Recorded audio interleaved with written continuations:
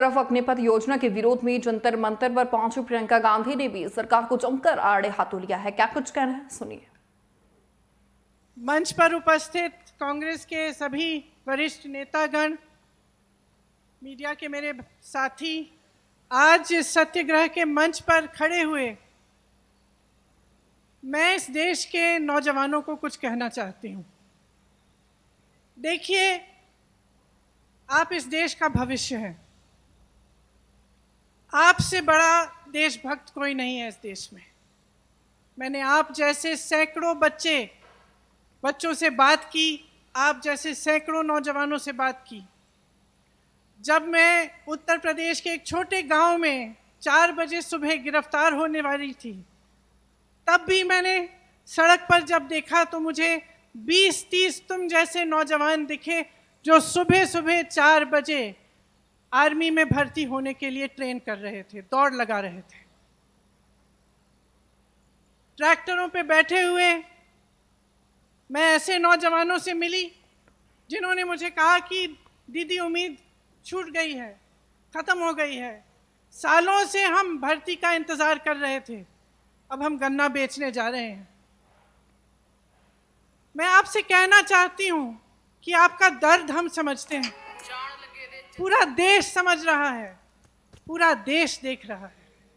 लेकिन आप ये मत भूलो कि ये देश आपका है, इस देश की संपत्ति आपकी है, इसे सुरक्षित रखना आपका कर्तव्य है। हम यहाँ सत्याग्रह पे बैठे हैं क्योंकि सत्याग्रह, सत्य की लड़ाई अहिंसा द्वारा लड़ी गई, अहिंसा के जो मार्ग पर चलकर लड़ी गई, उस लड़ाई ने इस देश को आजाद किया। इस देश को आजाद करके आपको सौंपा ताकि आपका भविष्य बन पाए। तो मैं आपसे आग्रह करती हूं कि परिस्थितियों को समझिए। आपके आसपास क्या हो रहा है, सरकार कैसे चल रही है, देश में क्या हो रहा है, उसको गहराई से समझिए। जो किसान के आंदोलन थे, क्यों किए गए? किसान क्यों जागे, क्यों सड़क पर आए?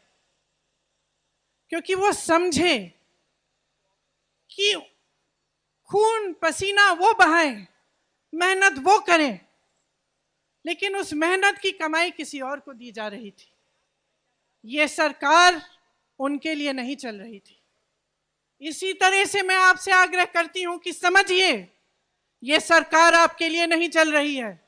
ये सरकार इस देश के गरीबों के लिए, इस देश के नवयुवकों के लिए, इस देश की महिलाओं के लिए, इस देश के एक एक देशवासी के लिए जो आज गरीब है, जो परेशान है, उसके लिए नहीं चल रही है ये सरकार सिर्फ बड़े बड़े उद्योगपतियों के लिए चल रही है। और ये जितनी भी स्कीमें हैं जो बार बार आप पे थोपी जाती हैं, ये सोच समझ के किया जा रहा है। ये बात सही नहीं है साथियों कि बगैर सोचे समझे किया जा रहा है। ये सोच समझ के इसलिए किया जा रहा है क्योंकि इस सरकार का सिर्फ एक मकसद है, सत्ता में रहना। सिर्फ एक मकसद है, और उस मकसद को निभाने के लिए कुछ भी कर डालेंगे।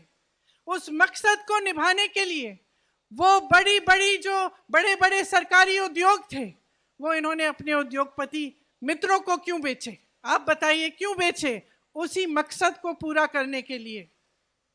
आपको रोजगार मिलता था वहां से, आपको उन उद्योगों से, छोटे उद्योगों से, छोटे व्यापार से भी रोजगार मिलता था, जो तकरीबन आज बंद कर चुके हैं ये, क्योंकि इनकी नीतियों ने, नोटबंदी ने, तमाम नीतियों ने, जीएसटी ने उनको भी बंद कर दिया। और आज सेना, जिसकी भर्ती में का सपना आप देखते हैं, आप अपनी देश की सुरक्षा का सपना देखते हैं, अपने भविष्य को मजबूत बनाने का सपना देखते हैं, आप ये सपना देखते हैं